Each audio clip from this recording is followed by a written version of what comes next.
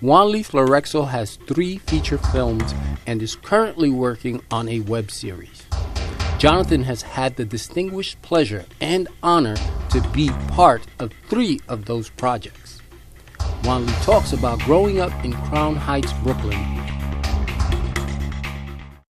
What's going on? My name is Jonathan. We're here in Prospect Park, Brooklyn.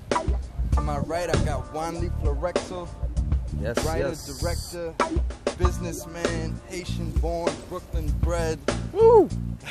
Make it sound good, Jonathan. Renaissance man, baby. That's why we do this, man. All right. So your first film, Hope of Brooklyn Story, is a feature film. Yes. So typically, you know, filmmakers, when it comes to their first projects, you know, they'll do a short film, they'll do something, you know, maybe like a 5-minute clip, something like that, just to get the handles of what filmmaking is. Right. But you kind of just threw yourself into it. You decided, yo, I'm gonna knock out a feature. Feature film, baby. Feature film. How's that process? Man, I'm not gonna lie to you and say it was easy, but it was a journey. It was one journey. Tell me about your first film, Hope of Brooklyn Story. Okay. That movie, it was How'd it come about? I mean, you've been living in Brooklyn. You came to Brooklyn. At what age you came to Brooklyn? I came here at 8 8 years old. Yeah.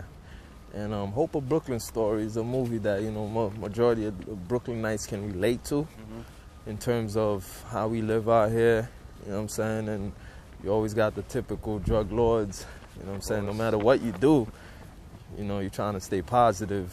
It's always gonna be that type, and, you know, it's a nice flick though, but it was my first one, so I'm sure, you know, there was a lot of mistakes that I learned and that I would never do again. Well, that's the process. Yeah. You know what I mean? I don't care who you are. Your movie's not going to be perfect. Yeah. But the point I feel for filmmaking is to kind of recognize your mistakes and you know, especially because of filmmaking is such a collaborative effort. Yeah. There's so many things that you have no control over, but you know, you keep a checklist in your head, and the next film, it's like, okay, I'm gonna do this, I'm gonna make sure I don't do that, or whatever the case is, you know? But also, you know, I know you have a big hustling aspect to your filmmaking. Yeah. You know, I know you sell your DVDs out the trunk of the car. The next movie? Yeah. Yeah, man. I'm in the 3rd one right now. I'm gonna let you know for the let other me know one. for the 3rd one, y'all. All right. Stanley, y'all be challenged, Stanley. Yo, you don't got no CDs? Nah, this one is in the festivals. But the 3rd one is gonna be at Linden Theater though. Oh, what? Yeah, the screening. I mean, it's tough out there being a filmmaker, especially independent. But there's always avenues, like you said. You have the internet, social media, and, you know, just get it out some way, somehow. Maybe, you know what I'm saying? Like they say, a lot of hard work pays off.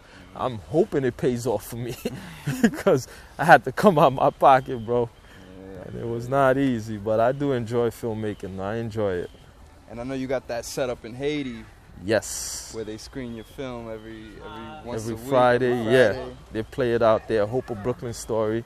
And how'd you get that deal going? Well, it's my cousin. It's interesting. He's out there, and he has a radio station. And then they had me call in one day, and I promoted it. And they was like, whoa, Wanly Florexile got a movie? Can we see it? So then I sent them a copy. And then, sure enough, they played it in my hometown, La Tibonite in Haiti. And they love it, man. Shout outs to La Tibonite. La Tibonite, baby. Word. Conséquence. It's a movie. It's a Haitian movie? A Haitian movie. Out of here, yo. I do my Haitian. I'm Dominican, so. Yeah, I know. You're right there. We cousins. Yes, sir.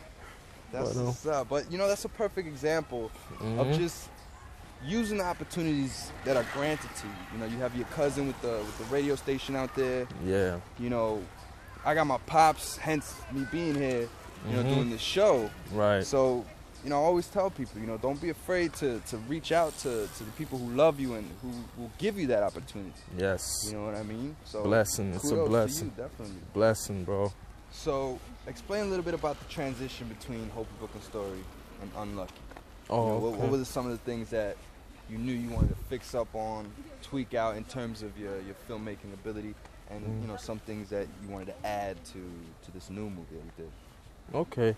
Well, a lot of it has to be with starting with the writing. I wanted to give the audience something different, because when you watch Hope of Brooklyn Story, it's more urban.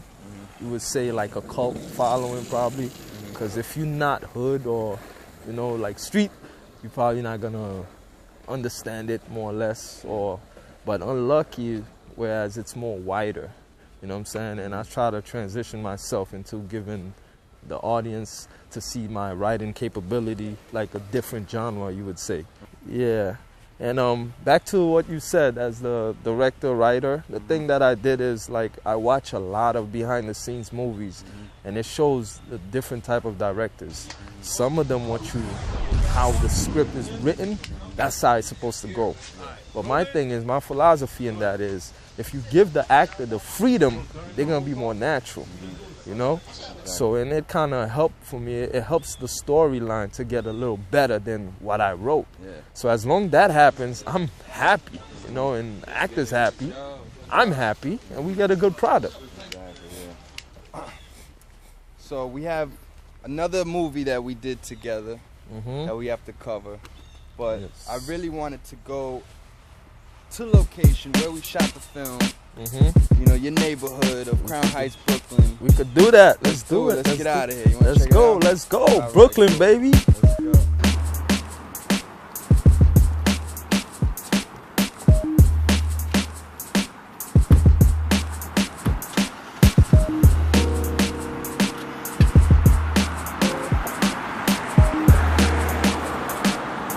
From the time I was growing up, this is different. So talk a little bit about that. You know, I know you grew up in Crown Heights in the 90s. And you know, Crown Heights, it ain't no picnic today, but I can't even imagine what it was back then. Listen, bro. So how did that influence you? Coming from Haiti at 8 years old and not speaking a word of English, this was tough to live in, brother.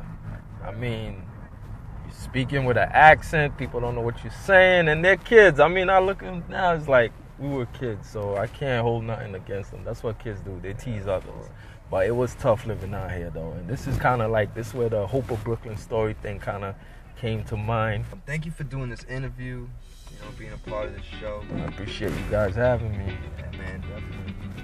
But, hold on, I gotta make a sell. Hope of Brooklyn Story. This is my hood, man. $5. Somebody just stop me. Hold on, I got you. What's up?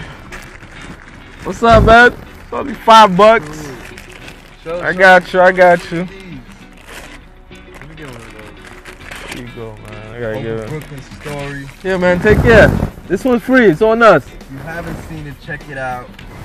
Check it out. HopeofBrooklynStory.com. Yes. Here it is. Hope of Brooklyn Story. That's where it all began. So I'm holding on to this one. Right? You do that, bro. Yeah. Play it, watch it, critic it, pass it on. Alright, man. Yo, Juan, thanks a lot for doing this again. No doubt, bro. Thanks for having me. Think you can jump me on Twitter? I got you. Alright, let's do it. Alright, my name is Jonathan Duran. Thanks a lot for watching Hard Knocks. Hope to see you next time.